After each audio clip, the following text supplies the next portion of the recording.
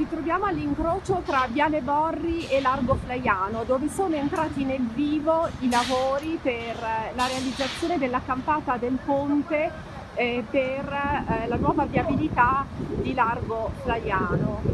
Questa mattina, come potete vedere, sono arrivati i primi, chiamiamoli super pali di ferro che serviranno per rinforzare la massicciata verso la ferrovia e che stanno per essere posti lungo il tratto di Viale Borri più vicino a Largo Flaiano. Si tratta di grandi cilindri in ferro lunghi 18 metri e con un diametro di circa 80 centimetri.